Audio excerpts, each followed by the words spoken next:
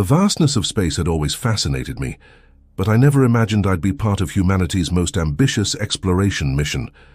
As I stood before the experimental portal, a shimmering veil of energy that promised to bridge the gap between galaxies, I couldn't shake the feeling that we were venturing into territory far beyond our understanding.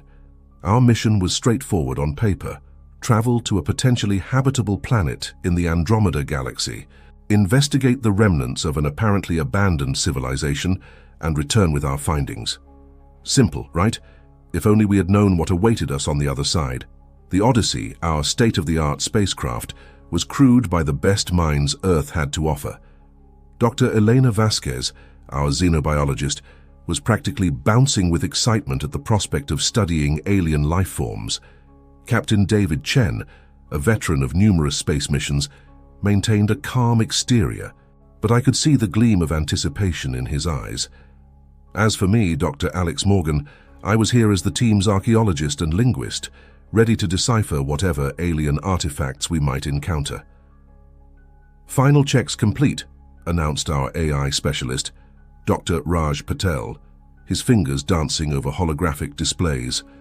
"Portal stability at 99.8%. We're ready to make history." Captain Chen's voice crackled over the intercom. "All crew, prepare for transit. T-minus 60 seconds. As the countdown began, I took one last look at the familiar stars outside our viewport.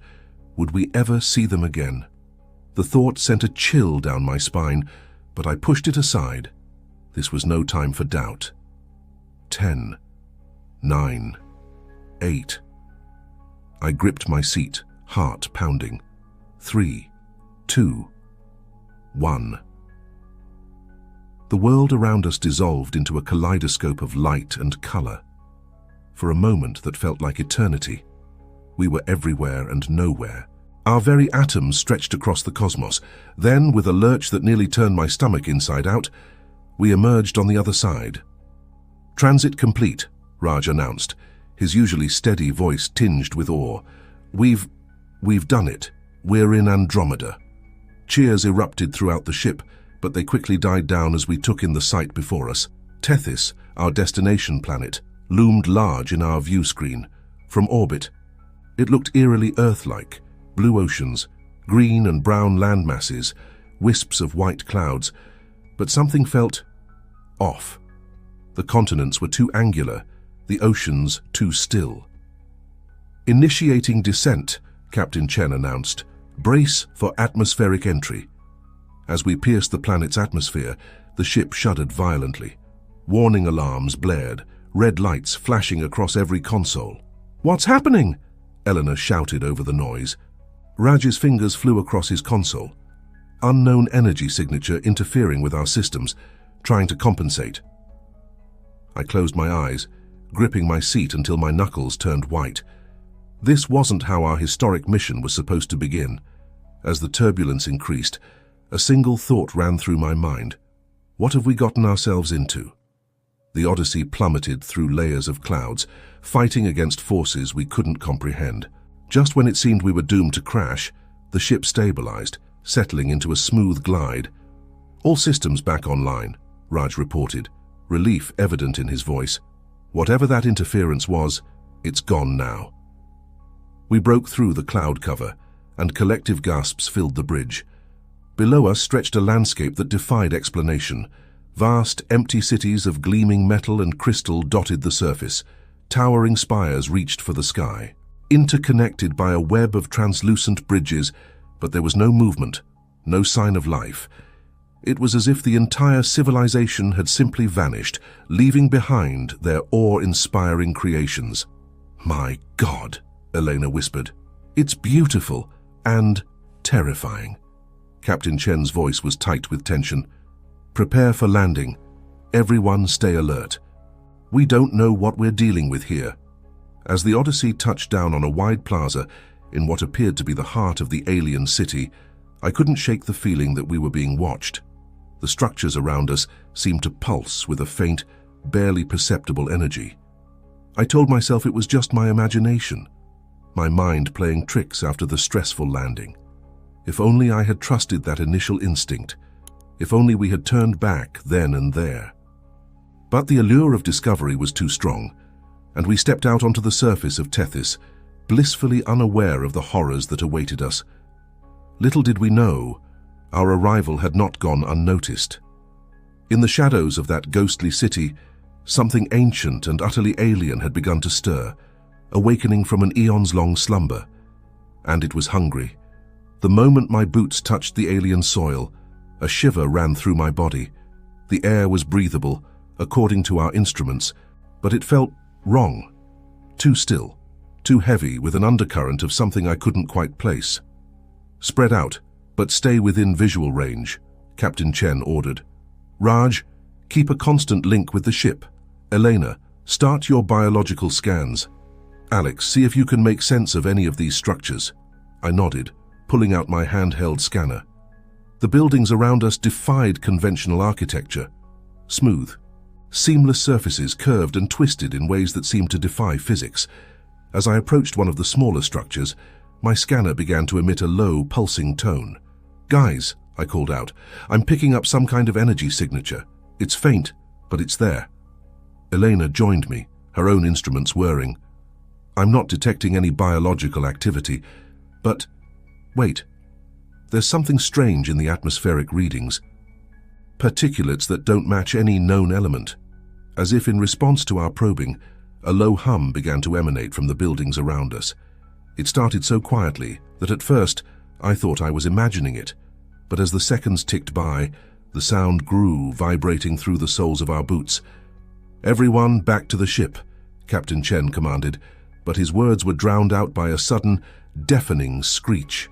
The ground beneath our feet shuddered, and before our astonished eyes, the seemingly abandoned city began to transform.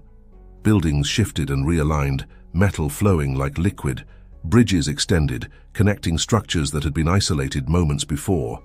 It was as if the entire city was a single, massive organism, awakening from hibernation. "Run!" someone shouted. Maybe it was me, I couldn't be sure. We sprinted back toward the Odyssey, hearts pounding in our ears. But with every step, the path seemed to change. Buildings moved, blocking our way, herding us like cattle. I lost sight of the others in the chaos. Everywhere I turned, I was met with shifting metal and pulsing lights. The hum had become a roar, drowning out all other sounds. And then, as suddenly as it had begun, everything stopped. Silence fell, so profound it was almost painful. I found myself in a circular plaza, surrounded by towering structures that seemed to lean inward, watching. The others were there too, looking as dazed and terrified as I felt.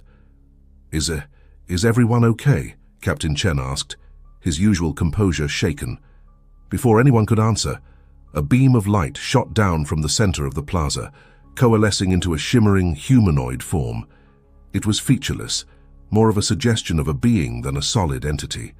And then it spoke, not in words, but directly into our minds. "Welcome, explorers. We have waited so long for new minds to join us."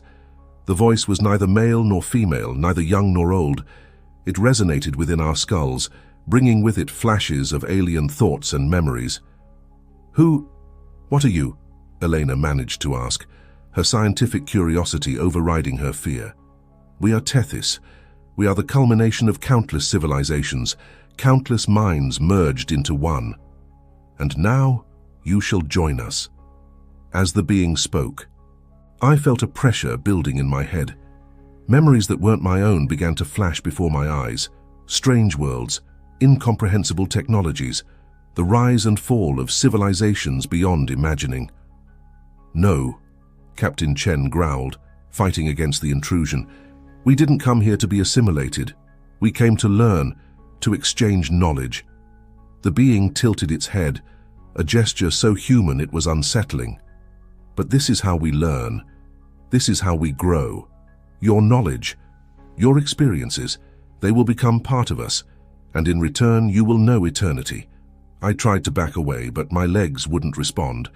The pressure in my head intensified, and I could feel my sense of self beginning to slip away. "Please," I gasped, "we don't want this. Let us go." For a moment, the being seemed to consider my words. Then, with a thought that felt like ice water down my spine, it replied, "You misunderstand. You have no choice. The moment you stepped onto this world, you became part of it, part of us. Resistance is unfortunate, but ultimately futile." As if to emphasize its point, tendrils of light began to extend from the being, reaching for each of us. I wanted to scream, to run, to fight, but my body was no longer my own. The last thing I saw before the light engulfed me was the terror in my crewmates' eyes, a mirror of my own. And then, darkness. I awoke with a start, gasping for air. The familiar confines of my quarters on the Odyssey surrounded me. Had it all been a dream? The alien city, the transforming buildings, the being of light. It all seemed so vivid, yet so impossible. "Dr. Morgan, are you all right?" The ship's AI, Aria, inquired. "Your vital signs indicate extreme distress." I'm fine," I muttered, rubbing my temples. A dull ache pulsed behind my eyes. "Just a nightmare, I think." "What's our status?" "All systems are functioning normally," Aria reported. "The away team is preparing for the first surface expedition. Captain Chen has requested your presence on the bridge." I froze. The away team? First expedition? But we had already. Shaking my head, I got up and made my way to the bridge. Everything seemed normal. Crew members going about their duties, excitement palpable in the air. But something felt off, a nagging sense of déjà vu that I couldn't shake. Captain Chen looked up as I entered. "Ah, Alex, ready for our big day?" "Sir?" I began hesitantly. "Didn't we already land?" "I remember. The city. It came alive. There was a being of light." Chen's brow furrowed. "Are you feeling all right, Doctor? We're still in orbit. The landing is scheduled for..." He checked his watch. "About an hour from now." I blinked, confused. But I swear, we were there. It was so real. Eleanor, who had been quietly monitoring her station, spoke up. "Alex, I've been having strange dreams too, vivid ones, about the planet. It's probably just pre-mission jitters." I nodded, not entirely convinced. As we began our descent to Tethys, every moment felt like an echo of my dream. The turbulence as we entered the atmosphere, the view of the alien city, it was all exactly as I remembered. When we stepped onto the planet's surface, my sense of unease grew. Every building, every structure was precisely where I had seen it before. And then, right on cue, my scanner picked up the faint energy signature. "Captain," I said, my voice shaking, "we need to leave, now." "What are you talking about, Alex?" Chen asked, confusion evident on his face. Before I could explain, the low hum began. The buildings started to shift. "No, no, no," I muttered. "Try not again." As the city came to life around us, I saw the realization dawn on my crewmates' faces. This had happened before. Somehow, we were reliving the same nightmarish scenario, but this time I was determined to change the outcome. As the others began to panic, I grabbed Elena's arm. "The ship! We need to get back to the ship!" We ran, dodging moving structures and shifting pathways, but no matter how fast we moved, how many turns we took, we always ended up in that same circular plaza. The being of light appeared just as before, but now, looking closer, I could see the seams in its facade, the way it flickered, almost imperceptibly. This wasn't a godlike entity. It was a projection, a sophisticated illusion. "This isn't real," I said, my voice growing stronger. "None of this is real. We're trapped in some kind of simulation." The being's featureless face turned to me, and for a moment, I felt a wave of anger that wasn't my own. "You are mistaken," it projected into our minds. "This is the only reality that matters now." But I could see the doubt on my crewmates' faces. They were beginning to remember, to see through the illusion. "Whatever you are," Captain Chen said, his voice hard, "you don't have the right to keep us here. We demand to be released." The plaza around us flickered, like a glitch in a computer program. The being of light wavered, its form becoming less distinct. "You cannot leave," it insisted, but its mental voice seemed weaker. "You are part of us now. Your knowledge, your experiences, they sustain us." And suddenly, I understood. This wasn't just a simulation. It was a trap, designed to ensnare sentient beings and absorb their memories, their very essence. We weren't the first to fall victim to it, and if we didn't find a way out, we wouldn't be the last. "We are not yours to keep," I said, focusing all my will on rejecting the false reality around us. "We are leaving, and you can't stop us." The world around us began to dissolve, buildings melting away like wax under a flame. The being of light let out a silent scream, its form stretching and distorting. And then darkness once again. Consciousness returned slowly, like wading through molasses. My eyes felt heavy, refusing to open. Voices drifted around me, distorted and far away. Brain activity increasing. "How long have we been? Need to wake them up now." With a Herculean effort, I forced my eyes open.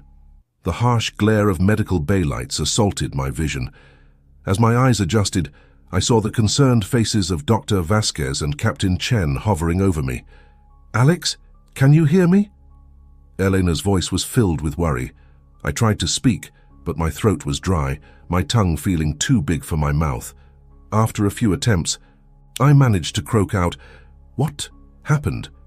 Captain Chen's face was grim. "We've been in some sort of stasis. The entire crew. According to the ship's logs, we've been out for 3 months. The information hit me like a physical blow. 3 months. But we had just landed, hadn't we? As if reading my thoughts, Elena spoke up. The last thing the ship's systems recorded was our approach to Tethys. Then everything went dark. We're lucky the emergency protocols kicked in, or we might never have woken up. Slowly, painfully, I sat up. The rest of the crew was in similar states of confusion, being tended to by the medical staff. "The planet," I rasped. "What about the planet?"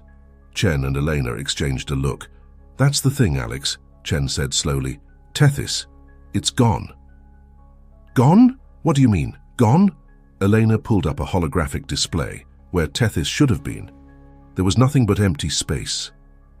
"We've run every scan we can think of. There's no trace of the planet. It's as if it never existed." The memories came flooding back. The living city, the being of light, the endless loop of simulated landings. "It wasn't real," I muttered. "None of it was real. But it felt..." "We know," Elena said softly. "We all experienced it. Some kind of shared hallucination or induced dream state. But Alex, you were the one who broke us out. How did you know it wasn't real?" I shook my head, trying to sort through the jumble of memories and false experiences. "I'm not sure. It was like I could feel the edges of the illusion, the repetitions, the inconsistencies. But more than that, it felt wrong, like our minds were being invaded, consumed." Captain Chen's expression was grave. "Whatever that thing was, it was powerful enough to hijack our entire ship and crew. We need to report this to Earth immediately." As Chen moved to the communications station, a thought struck me. "Wait," I called out. "How do we know this is real? What if this is just another layer of the illusion?" A heavy silence fell over the medical bay. The possibility was terrifying, that we might still be trapped, thinking we'd escaped when we were still firmly in the grip of that alien intelligence. Raj, who'd been quietly checking systems, spoke up. "I think I might have a way to verify our reality." He pulled up a complex string of code on his tablet. "This is a quantum encryption algorithm I developed before the mission." "It's too complex for my conscious mind to recreate accurately. If I can access it and it matches my pre-mission records, it's a good indication that this is real." We watched in tense silence as Raj ran eternity. He looked up, a mix of relief and lingering fear on his face. "It matches. As far as I can tell, this is real. We're really back on the Odyssey." A collective sigh of relief swept through the room, but the unease lingered. We had escaped, yes, but the implications of what we'd encountered were staggering. "All right," Captain Chen said, his voice steady despite the circumstances. "We need to gather all the data we can, logs, medical readouts, sensor scans, everything. Whatever that entity was, we need to make sure Earth is prepared if they ever encounter it again." As the crew set about their tasks, I couldn't shake a creeping sense of dread. We had escaped the false reality of Tethys, but I couldn't help feeling that our encounter with it was far from over. The entity had invaded our minds with ease. Who was to say it couldn't follow us, hidden in the recesses of our subconscious? I pushed the thought aside, focusing on the work at hand. But as I helped Elena analyze the medical data, a reflection in the screen caught my eye. For just a moment, I could have sworn I saw a flicker of that featureless, luminous being standing behind me. When I turned, there was nothing there. But the chill that ran down my spine told me that our ordeal was far from over. Whatever we had encountered on Tethys, or whatever had encountered us, wasn't done with us yet. The days following our awakening were a blur of debriefings, medical exams, and endless attempts to make sense of what had happened to us. Earth was understandably concerned, a planet that could simply vanish, an entity capable of trapping and manipulating an entire crew's consciousness. It was unprecedented. But as we pieced together our experiences, comparing notes and analyzing data, something became increasingly clear. We had brought something back with us. It started small. Crew members reporting vivid, shared dreams of the crystalline cities of Tethys, equipment malfunctioning in ways that defied explanation, only to work perfectly when checked, and always, that nagging feeling of being watched. I was in the lab with Eleanor, poring over brain scans, when she suddenly gasped, "Alex, look at this." On the screen was a representation of my brainwave patterns. At first glance, they seemed normal, but as I looked closer, I saw what had caught Elena's attention. There, in the deeper layers of neural activity, was a pattern that didn't belong. It pulsed with an alien rhythm, like a beacon or a parasite. "Is that?" I couldn't finish the question. Elena nodded grimly. "It's in all of us. Some kind of neural imprint left by the entity. It's subtle, easy to miss if you're not looking for it. But it's there." The implications were terrifying. Had we truly escaped, or had the entity simply changed tactics? Were we unwittingly carrying it back to Earth, like a Trojan horse filled with an unimaginable threat? Before we could discuss it further, the ship's alarms blared. Red emergency lights bathed the lab in an ominous glow. "All senior staff to the bridge immediately," Arya's voice echoed through the ship, an edge of urgency in its usually calm tones. When we arrived at the bridge, the scene was one of barely controlled chaos. Holographic displays showed cascading system failures across the ship, and at the center of it all was Raj, his hands flying over the controls, face pale with concentration. "Talk to me, Raj," Captain Chen demanded. "What's happening?"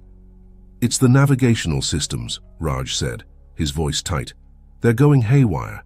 It's like the ship is trying to plot a course, but to coordinates that don't exist." A chill ran down my spine. "Let me guess. It's trying to return to Tethys." Raj looked up, surprise and fear mingling in his expression. "How did you know?" I shared a look with Eleanor. "Because it's not over. The entity, whatever it is, it's still with us, in us." As if in response to my words, the main view screen flickered to life.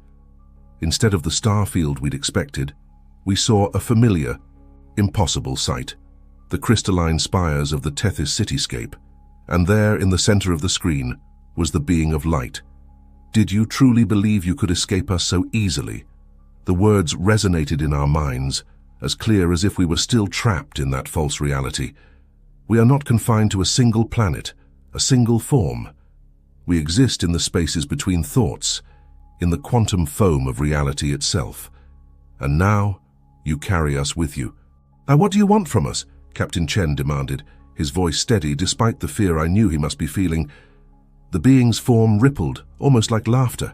We want what we have always wanted, to learn, to grow, to become more than we are. Your species is young, full of potential. You will be the seeds of our expansion into your galaxy. We'll fight you," I said, surprising myself with the force of my words. "Whatever you are, however powerful you might be, we'll find a way to stop you." "Brave words," the entity replied, "but ultimately futile. You cannot fight what you cannot comprehend. We are not your enemy. We are your future." The view screen went dark, but the sense of the entity's presence lingered. We stood in stunned silence, the weight of what we were facing settling over us like a shroud. Finally, Captain Chen spoke, his voice heavy with the burden of command. "Gao, we can't return to Earth. Not like this. We can't risk exposing humanity to, whatever this is." "But sir," Elena protested, "we don't have the resources for an extended mission, and Earth needs to be warned." Chen nodded grimly. "We'll send a warning buoy with all the data we've collected, but we can't risk direct contact, not until we figure out how to free ourselves from this entity's influence." As the reality of our situation sank in, I felt a mix of terror and determination. We were alone in the vastness of space, carrying within us a threat beyond imagination. But we were also humanity's first and last line of defense against a force that could reshape the very nature of our existence. Our mission had changed. We were no longer explorers, but guardians, charged with a duty more important than any of us could have imagined. As I looked at the faces of my crewmates, I saw the same resolve reflected back at me.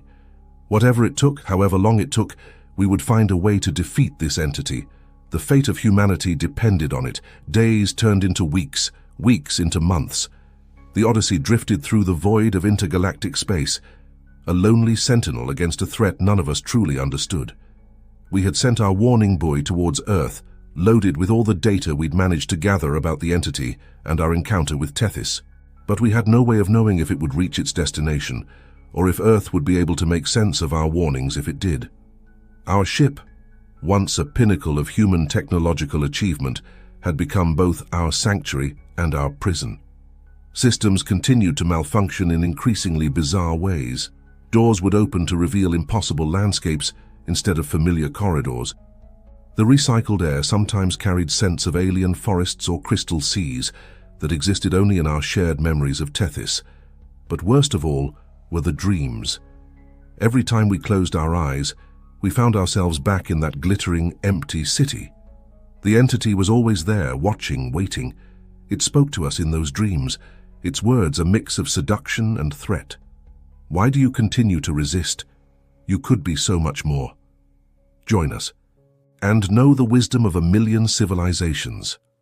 I lost count of how many times I woke up screaming, the echo of its voice still ringing in my mind. We tried everything we could think of to rid ourselves of the entity's influence. Elena worked tirelessly, developing cocktails of drugs designed to alter our brain chemistry, hoping to disrupt the alien patterns we'd discovered. Raj attempted to create electromagnetic shields to block whatever signals the entity might be using to communicate with our minds. I threw myself into studying the data we'd gathered, looking for any clue, any weakness we could exploit. But it felt like trying to comprehend infinity. The more we learned, the more we realized how little we truly understood. Captain Chen held us together through it all. His unwavering resolve became our anchor in the storm of uncertainty. But even he couldn't hide the toll our situation was taking. I saw it in the deepening lines on his face, the haunted look in his eyes that mirrored our own. It was during one of our daily briefings that everything changed. We were gathered on the bridge, discussing our latest failed attempt to block the entity's influence, when every screen on the ship suddenly went dark. For a moment, we stood in stunned silence. Then, one by one, the screens flickered back to life. But what they showed wasn't the usual ship diagnostics or star charts. Instead, every screen displayed the same image, Earth. But it wasn't the Earth we knew. This Earth was surrounded by a web of crystalline structures, eerily reminiscent of the cities we'd seen on Tethys. And in orbit around this transformed planet were thousands of ships, each one a perfect replica of the Odyssey. "You see now, don't you?" The entity's voice filled our minds, stronger than ever before. "Your warning came too late, or perhaps, it came right on time." "No," Chen whispered, his composure finally cracking. "This can't be real. It's another illusion." "Is it?" The entity's tone was almost gentle, a parent explaining a difficult truth to a child. "You've been gone far longer than you realize. Time flows differently in the spaces we inhabit. Your Earth has embraced us, as all intelligences eventually do. And now, It's time for you to come home." The images on the screen shifted, showing us scenes from this new Earth. We saw familiar cities transformed into alien wonderlands. We saw humans interfacing with technology far beyond our current capabilities, their minds linked in ways we could barely comprehend. This is the gift we offer, not destruction but transcendence. You've carried us across the gulf between galaxies, the perfect seeds for our expansion. And now that seed has blossomed. I felt my knees give way, sinking to the floor as the weight of what we were seeing crashed over me. We had failed. Despite all our efforts, all our precautions, we had brought about the very thing we'd fought so hard to prevent. Or had we? A small voice in the back of my mind, the last bastion of my scientific skepticism, whispered a question. How do we know this is real? I looked around at my crewmates, saw the despair in their eyes, and made a decision. Real or not, we couldn't give up, not now, not ever. "Listen to me," I said, my voice growing stronger with each word. "We don't know if what we're seeing is real, but even if it is, we can't give up. We're still here, we're still human, and as long as we hold on to that, there's hope." Elena nodded slowly, a spark returning to her eyes. "Alex is right. This could be just another trick. We've come too far to surrender now." One by one, I saw resolve harden in the faces of my crewmates. Captain Chen stood tall, his voice ringing with authority as he said, "Stations, everyone, we're not done fighting." As we moved to our positions, the images of the transformed Earth vanished from our screens, replaced by the entity's glowing form. "You continue to surprise us," it said, and I could have sworn I heard a note of admiration in its mental voice. "Perhaps that is why your species holds such potential. Very well. If you will not embrace us willingly, we will continue our dance. In time, you will understand.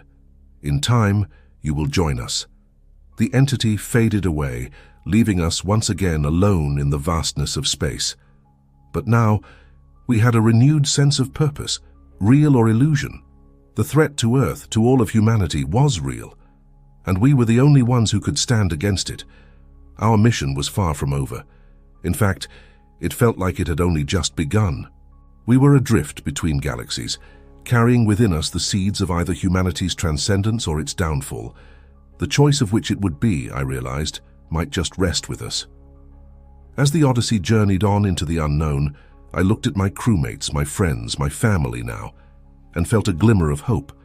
Whatever challenges lay ahead, whatever horrors we might face, we would face them together, and somehow, some way, we would find a way back home. Star-speckled darkness of intergalactic space stretched out before us, full of both terror and promise. And into that long dark, we ventured on, guardians of a hope we could not relinquish, sailors on a cosmic sea, steering our way home by the light of distant galaxies and the unquenchable fire of the human spirit.